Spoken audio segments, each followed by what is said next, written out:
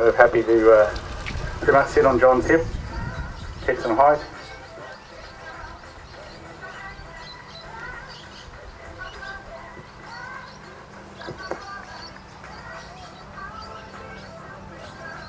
Thank you very much, Dino, for your words of wisdom. Johnny Lewis in the white nicks. Out of the saddle now. Holding Merv up on the bank. Merv rode a 15'5" and John a 15'7", so only a 0.2 between them. So this will come down to track craft. Generally you'd give Johnny Lewis the upper hand in that with his experience sprinting, but so too Merv. Merv jumps out of the saddle now, making a move. He did it from pretty close to John's wheel, so John's had time to respond, and John's still got the lane. You can see there the slight tactical advantage John had from Merv trying to jump from hard on his wheel instead of from giving himself some room. So there's a lot of lessons to learn in this for those of you watching who are trying to understand more the art of match sprinting. Merv with a big charge, but Johnny Lewis holding him off by a bike length in the end. So Merv made a good move. Pink, white and blue of Quick Cycle. Laura in the Blackbird jersey, which is white with black nicks. Lisa keeping a wary eye on Laura. Laura not quite in Lisa's blind spot, but not far from it.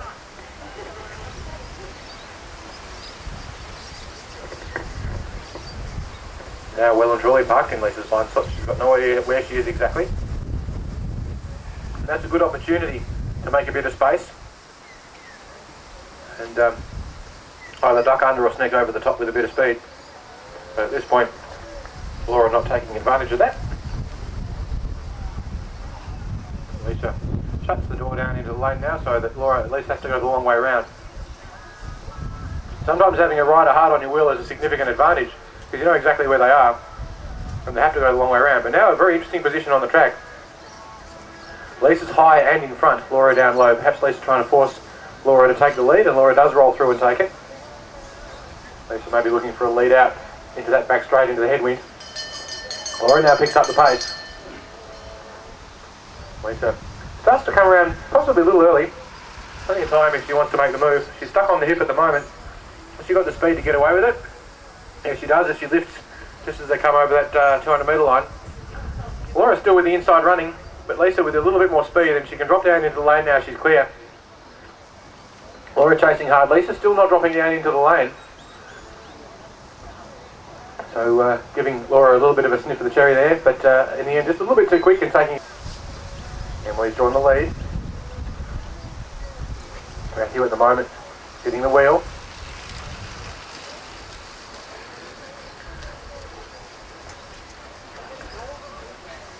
Matthew just ducking and diving a little bit. Emily won't be particularly disturbed by that. She knows she's got the lane. If he's going to go around and from there he has to go the long way. He does have a pretty decent jump on him. And one of the places where boys have an advantage over girls, especially as they get older, is in their peak power generation. Boys will typically out-accelerate girls, even though they may have similar strengths. Oftentimes, boys will have a big jump than females for the same amount of strength that they may have. So Emily, you can see she's just picking up the pace, and now she makes the move, and she's jumped with about 250 metres out. Matthew on the wheel. She'll need the speed to hold him off, and you can see she's kicking hard now. She's a very strong young lady indeed. Matthew just starting to get tailed off there a little bit. Is he going to have a run at her up the finishing straight? Here he comes. He's kicking, but Emily is going to have too much legs and too much speed. 2.3 of a second. My mental arithmetic not good enough to calculate it on the fly, but it wasn't much. Roger content to look straight ahead, and hopefully Vanessa putting herself into his peripheral vision for his sake. He's just peering out of the corner of his eye. Vanessa sitting high on his hip at this point as they come around out of turn 2.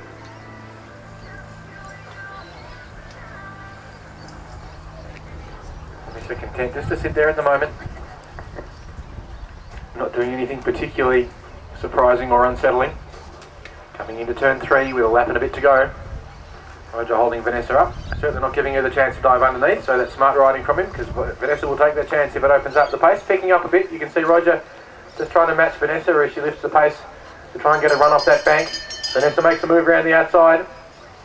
But she's going for the lane if she can get into it, but Roger holding up quite nicely. He's matched her jump.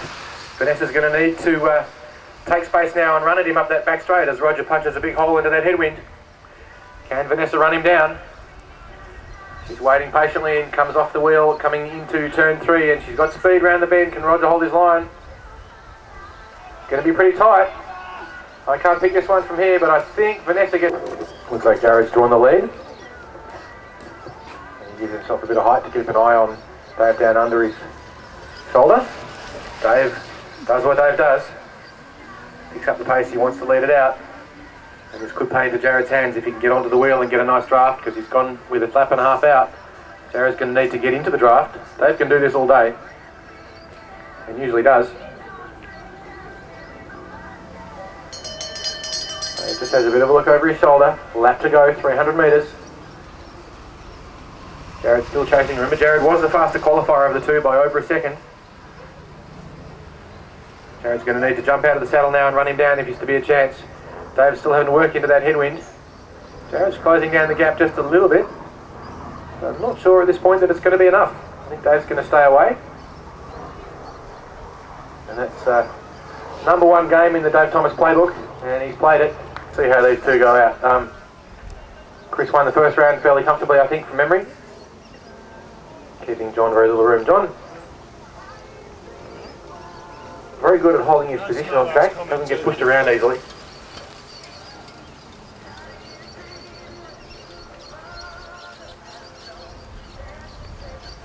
Both riders, big strong men.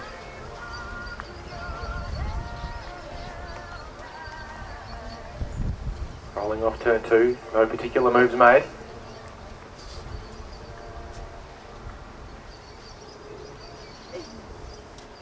I suppose people dangling their legs over the edge of the fence, it's probably not such a good idea.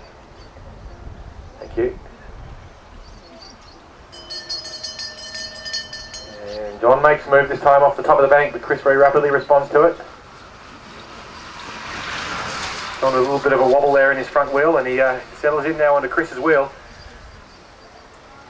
Ducks down onto the duck boards again. It's a little bit messy. He's got a good position. He's had the advantage of the shelter all the way down the back corner, and we're finishing in a very similar finish to that which we had earlier, but this time Chris with a bit more of a commanding lead. Mark with the red helmet, Ben Schofield in the white. Both riders wearing white jerseys, Ben with the blue nicks. Nick with the black nicks, and Nick has the lead. Nick keeping a very close eye on proceedings, not giving Ben much room to move, certainly not enough room to sneak underneath him. Ben in a beautifully turned out steel Shimano track bike. It's the very similar design to that which John Nicholson used to use to win world championships back in the 1970s. A hell of a pedigree. John Nicholson, current Blackburn Club president, 2 times world professional sprint champion, 1 times Commonwealth gold medalist and Olympic silver medalist. And that's the bike that he did it on. He was a bit of a pioneer in his day, Nico. He was using the old 10-pitch chains, which weren't around for very long, but they were an interesting innovation that Shimano brought out. And he was also one of the first riders to bolt his shoes to his pedals. Everyone else was strapping themselves in. Nico bolted himself in. So it was a commitment, that's for sure, because you weren't coming out of those puppies. In the days before cleats was a good way to get good power transfer. Nick just starting to pick up the pace a little bit, keeping an eye on Ben. Ben looking like he might be able to hunt him down, but Nick's starting to ramp it up as he crosses the 200 metre line. Doing all the work into the headwind. Ben with a comfortable sit on his wheel. Will he break and run? Or will Nick open up a gap? Nick's opening up a gap at the moment, but Ben's coming with a bit of a charge. But not enough, and Nick's going to take that one out in the end by...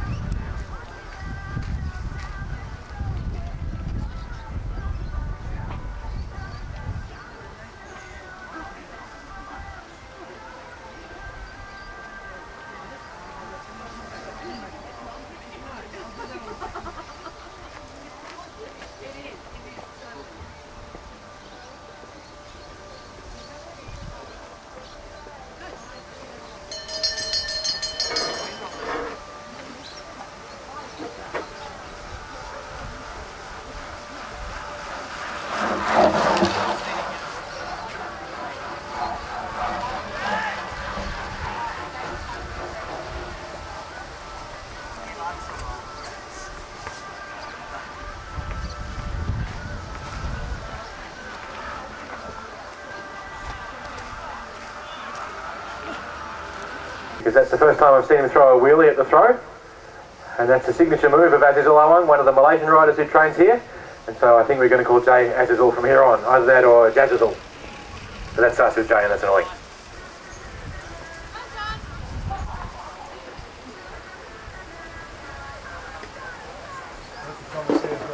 They have now John Cochrane and Chris Ray.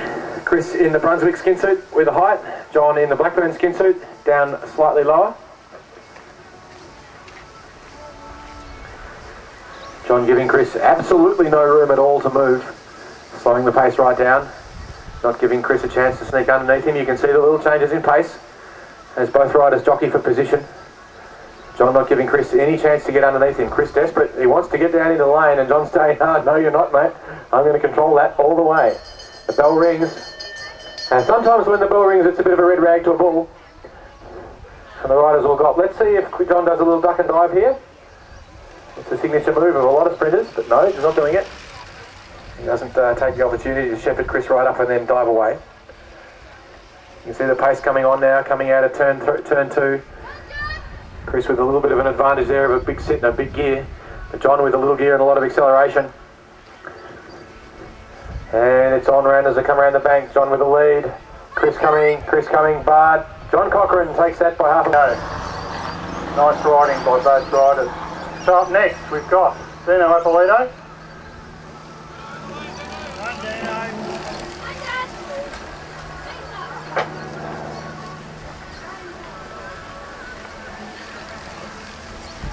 And Ryan Warren up next.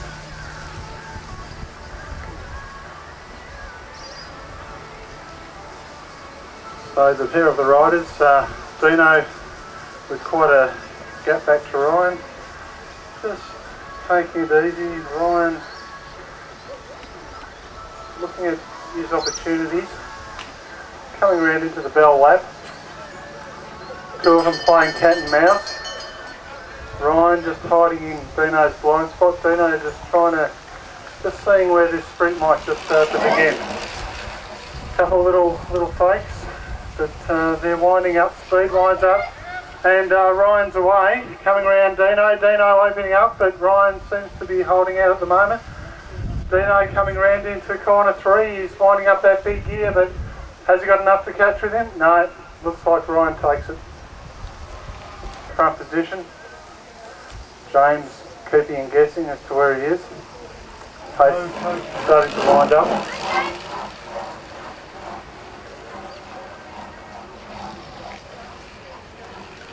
Now looks like James taking the front position. Ian coaxed him through.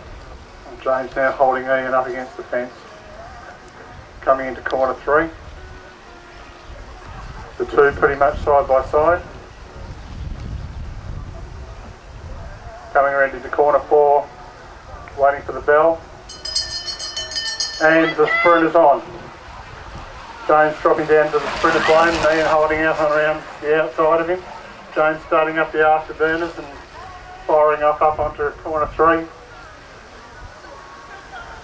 Ian seems to start up at this point, and James bringing it home for a solid finish.